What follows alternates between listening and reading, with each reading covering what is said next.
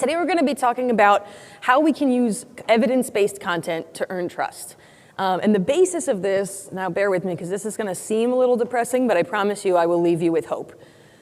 Your audience doesn't trust you, right? And like this is a hard truth, this is a hard one to swallow, but the data backs it up, right? There's a study from the 4 A's that shows that only 4% of consumers believe that marketers and advertisers practice integrity.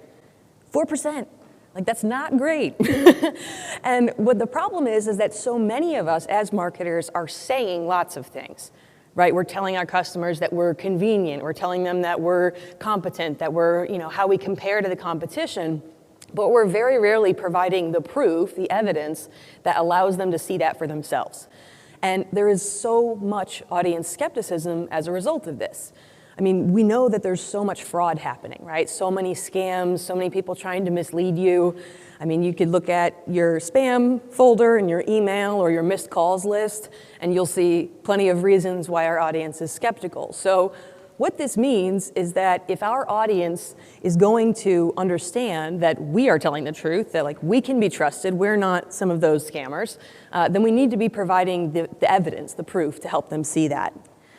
So these are the types of content as evidence that you can use. So just to run through them again, when you find these claims, anything that you're telling your audience, claiming, promising, declaring, you want to make sure that you're providing some type of content as evidence to back that up.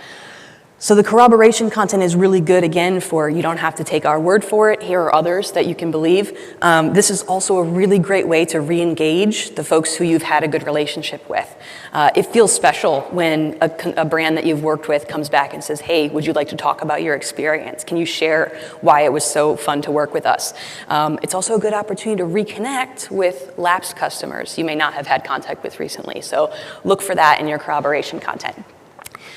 With demonstration, again, we're trying to show them, so that could be telling deep stories that really demonstrate what it is that we're claiming, or documentation that allows them to see it unfold themselves, could be behind the scenes. My favorite kind of documentation, honestly, is like, the show How It's Made?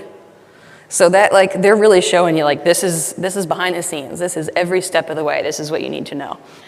And then the last type is education. Again, so we can make all the claims we want, we can provide all the proof, but if folks don't understand what those claims mean or why they're important, then we need to sort of take a step back and educate them to help them understand it and therefore be able to make the best buying decision.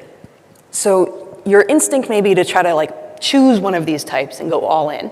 And I'd rather have you do that than nothing, but I think the best way to go is to kind of sprinkle these things throughout the content that you're making. So that could be adding a new section to your newsletter that's just including a testimonial at the bottom or some sort of witness statement at the bottom. Could be adding a new section to your website that has some sort of number counter that ticks up and shows how many people you've worked with, how many results you've created, whatever that may be. I think for a lot of us, from a consumer standpoint, you often see that when you're doing online shopping and it has the little pop-up in the bottom left that's like, Melanie from Raleigh just bought something, and you're like, okay, all right, so people are buying stuff.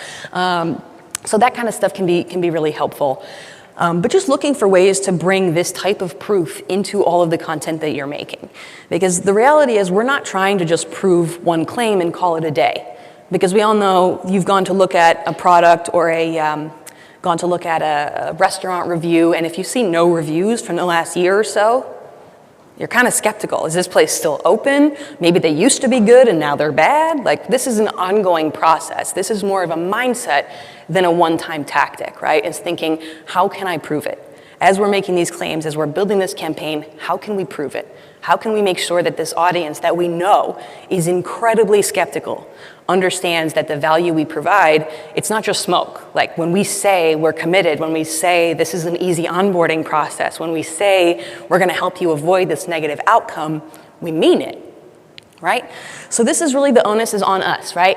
If we're going back to the courtroom, the burden of proof is on us. We are the defendants here. And so the question to be asking yourself and your team at all times with your marketing is, how can we prove it?